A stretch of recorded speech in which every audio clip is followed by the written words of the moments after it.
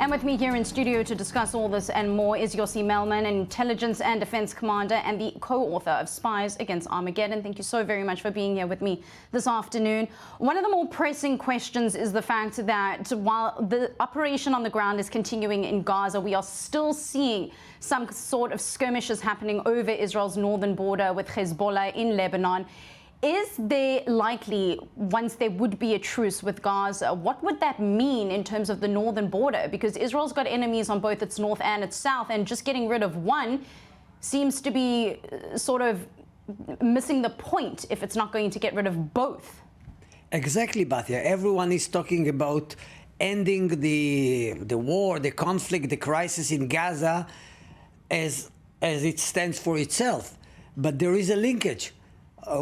With the northern front, with Hezbollah. Hezbollah started the skirmishes, the crisis, the clashes with Israel because they wanted to help their Palestinian brothers. They wanted to rush to help Hamas.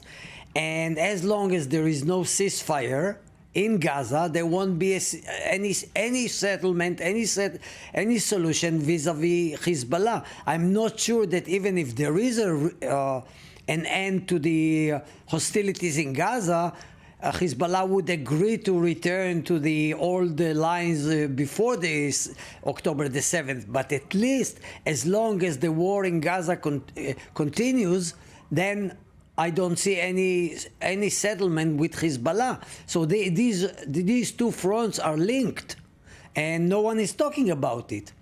Now, while the overall war, no doubt, is focused on the Gaza Strip, as war comes into more days and that edges into more months, it tends to shift focus as well. And in the most recent of days, we're seeing that focus being shifted down to the southern tip of Israel, being the Red Sea, where shipping, major international shipping, has been halted as a result of the Houthi rebels targeting areas in the Red Sea, but also targeting, or supposedly targeting, Israel as well from there.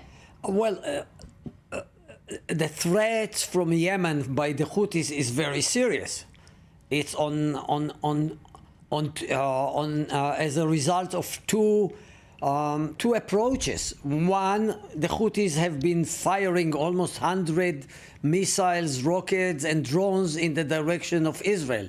Luckily enough, most of them, almost all of them, were intercepted, mostly by Saudi Arabia and above all the United States. Only 10–15% were intercepted by the Israeli Air Force, by F-35 warplanes and the air defenses, Arrow and Iron Dome.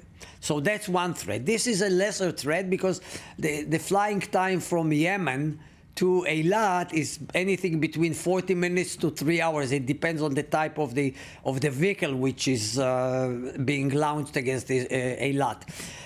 So it's relatively, there is enough time for the alerts, for the alarms, and to intercept them, which that's what happened. But the bigger threat is to the shipping, to the shipping lanes leading to, first of all, to Eilat, but also to the canal, to the Suez Canal. It's an Egyptian problem as well.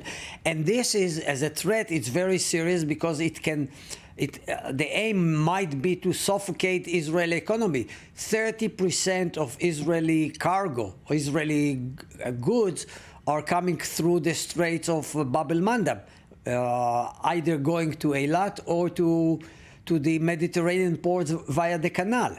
So this is a major threat. Luckily enough for Israel, the international community is even more concerned because they are hitting in international waters. They are hitting international cargo, international boats, ships, Norwegians, Germans, British, and therefore the United States is taking it very seriously, together with France, Britain, and maybe other nations will join.